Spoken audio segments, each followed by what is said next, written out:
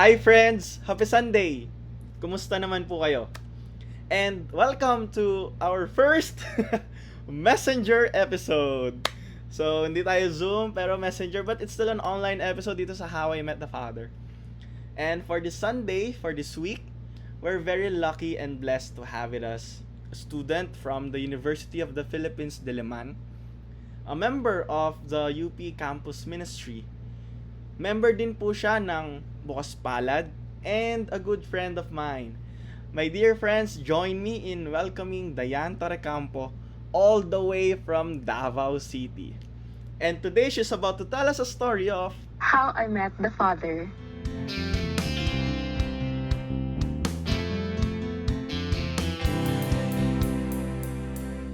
Hi Dianne.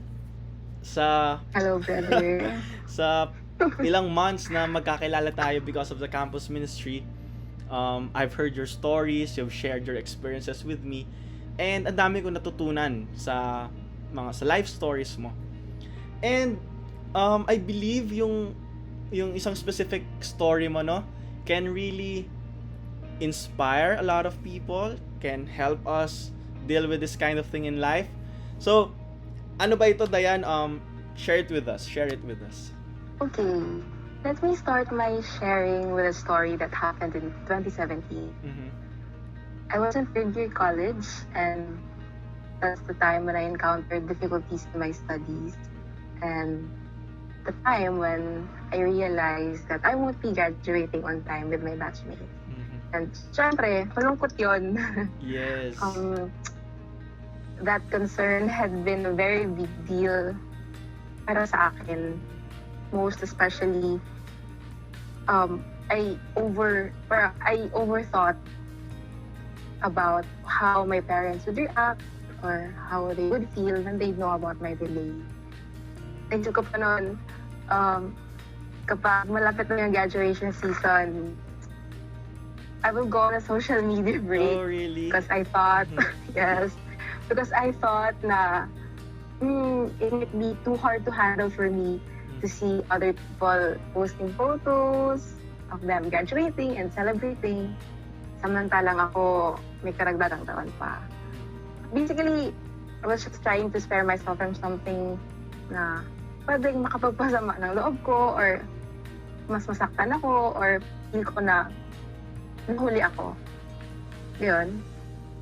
Pero, noong panahong yun, I didn't know that that delay would actually create a deep wound in me, and that woundedness would become a place that I'll keep on running or hiding from. At ayoko talaga siyang harapin.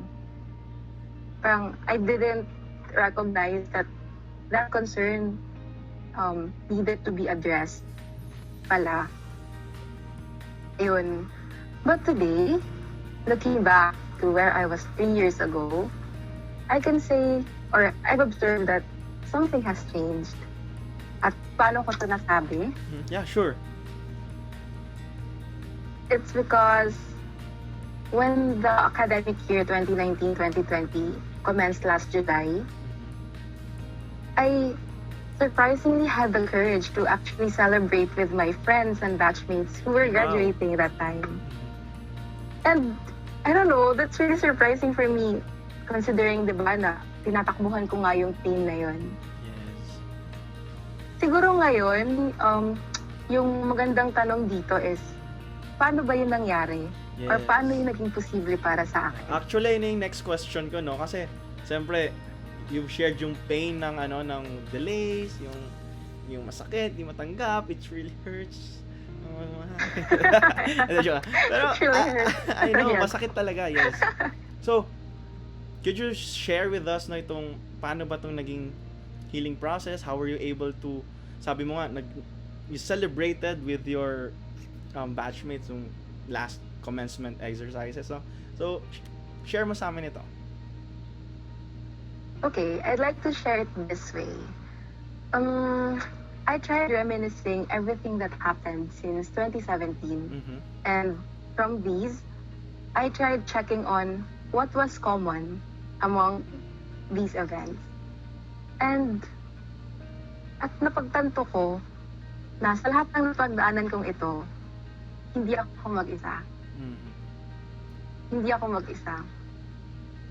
I noticed that in every step of the way, there would always be at least one person guiding me through, or at least just journey with me as I tried redeeming myself from that mindset na hindi ko kakayanin ang hindi.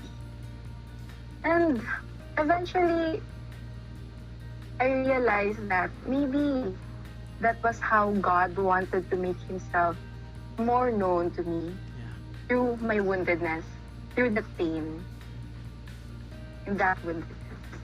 And I'm really happy for those people that God has sent me, because these people helped me, or these people taught me how to accept, embrace, and work on these weaknesses, but at the same time be happy for the strengths of others, for the success of others. And as well as these people also guided me on how to celebrate for the success of other people, or share with them in their joy. Kasi syempre, di ba, yung pag-graduate nila, trabahuan din nila yun para makuha yung sablay na yun. And you need to respect that kasi they work for it. That's the fruit of their hard work.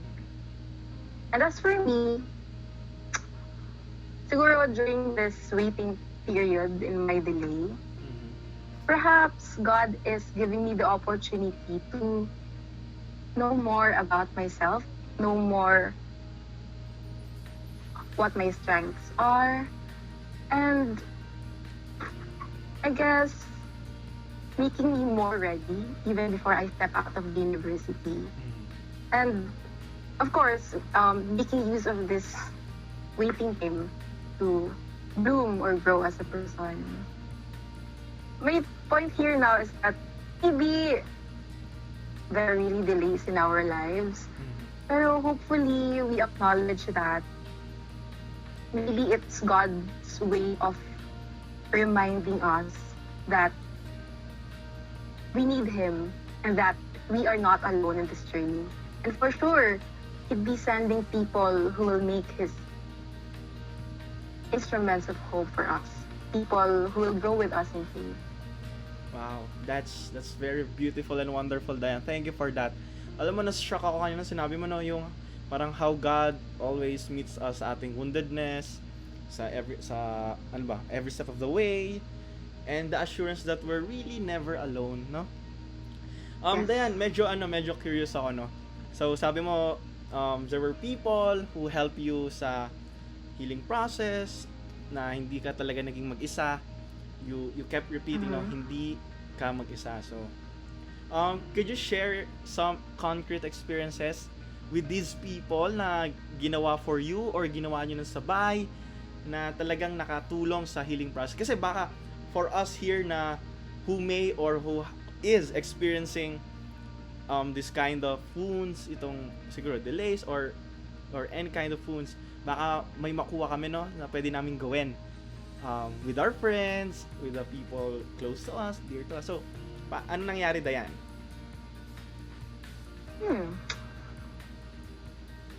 One important thing na kailangan mo sa journey na to is you need to surround yourself with the right people.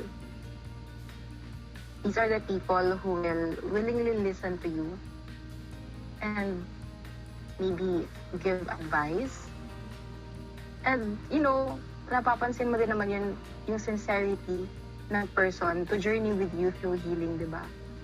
And sa experience ko naman, what makes it really wonderful was that we prayed together for it. And what we do is, we do the Lectio Divina. Ay, diba? wow. Sa Lectio Divina, you reflect on the Gospel. Yes. And kung which phrase parang struck you or parang saan ka mas nakaka-relate. And by repeating that phrase or that word, that line, dun ko nakahanapan ng magandang meaning yung mga bagay na nangyayari sa akin. And it's nice din kasi at the end of reflection, you get to share your insights with each other. And in some way, parang you feel, parang napupunan mo yung emptiness ng iba, but at the same time, napupunuan din nila yung emptiness mo or yung woundedness mo. Yes. Yun ba? Ganda, ganda. And yung next naman ay music. Ah, yes. Music talaga. Mhm. What happened was, diba, during the past years, I've been in the process of lifting myself up. Tinatayo ko yung sarili ko. Binabago ko yung mindset ko. And it's just so wonderful na in the process of getting up, dun din dumarating yung grasya. And that grace, specifically for me, that's when the opportunity to join Bukas Palad happened. And what makes it more beautiful is that, kasi diba, when you sing liturgical songs, you'll find consolation from it, like, in it. True. Hashtag relate. Hashtag relate. And it's wonderful kasi as you journey through healing with the music, at the same time, you also inspire other people with their music. And siguro ano din siya, extra special for me kasi Bukas Palad has been really my dream ministry Wow. since high school. Congrats. So parang, thank you. It gave me more motivation na kahit pala nadapa ako dati, pwede pa rin akong mag-bloom sa other aspects ng life ko.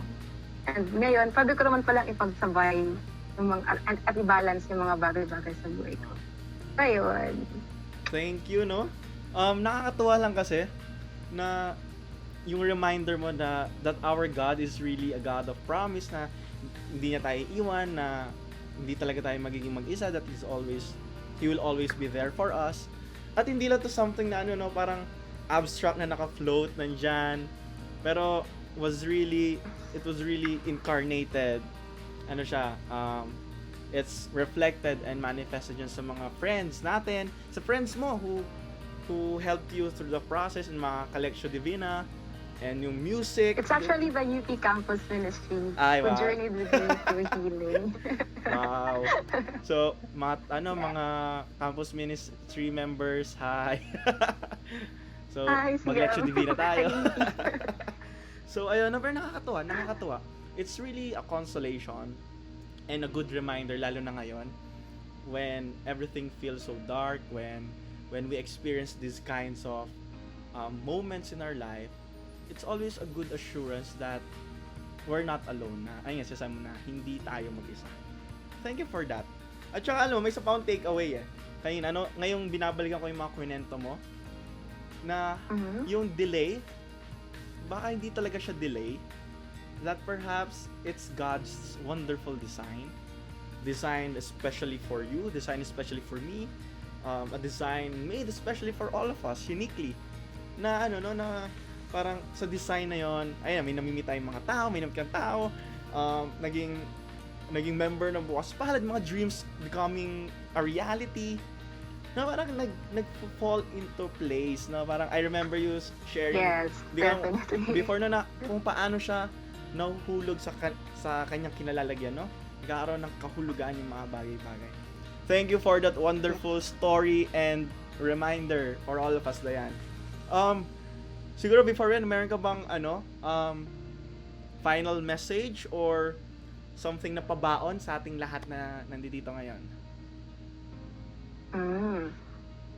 For people who are in the state of woundedness and people who want to journey through healing, make sure to surround yourself with the right people. Pero syempre, di ba, hindi naman lahat nakakahanap agad ng right people.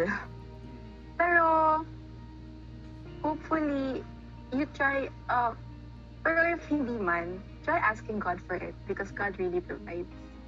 Yes. Thank you. That last line, that last statement, very fitting, no? Ngayon, that God provides. Lagi, no? Lagi. Yes. Um, Langit lang. Diane, thank you really for gracing our vlog this Sunday, this week. Alam niyo, my dear friends, Thanks. sobrang nagsa-struggle kami, no, to have this episode dahil sa sa stability ng internet connection. At ngayon, alam niyo ako personally, nanghihinaing ako na medyo, kung mapapansin niyo, medyo blurry si Diane. Sayang din siya makita ng malinaw. Pero stock niyo na lang yung Facebook niya. Joke na. Pero, wala lang, alam mo yun, pero I'm trying to say is that, walang makapagpipigil for this episode, no? Hindi yung internet connection, hindi yung distance, God hindi provides, yung di ba? Oo. Pero kaya thank you, He Diane, provides for really gracing our vlog this Sunday for this week. Bago natin tapusin, no? Mag-shoutout kaya tayo sa CM, no? Na sabihin natin mag-ready na sila kasi isa-isa Yes. natin sila sa dito sa How I Met the Father. Yes, guys. Baka may special request ka, Diane. I-mention mo naman. Sabihin ko ba? Legit? Shout out sa mga susunod. Dahil ikaw yung first CM, meron kang right na mag-pass the hat. Ay, sino yung pinapasa natin kapag TGIW, yung stuffed toy na pinapasa? Si Rambo. Si Rambo, okay. So, kanino Si may papasa si Rambo Rambo. ngayon? So, sa mga Si CM na Rambo. nanonood, maghanda kayo kung kanino ipapasa ni Diane si Rambo. Yeah, sa next TGI natin sa Zoom, malalapit Okay. you guys. And Diane, we're praying for you. Sasablay tayo lahat sabay-sabay. We're praying for you. Yes. We're rooting for Sablay the you. UP way. Yes, sablay the UP way. So my dear friends, it's a very good takeaway for all of us. Ang dami kong takeaways. We've talked from delays to woundedness to healing to God's assurance that He's always here with us and we're never alone. My dear friends, have a fruitful week ahead. See you next week. Bye!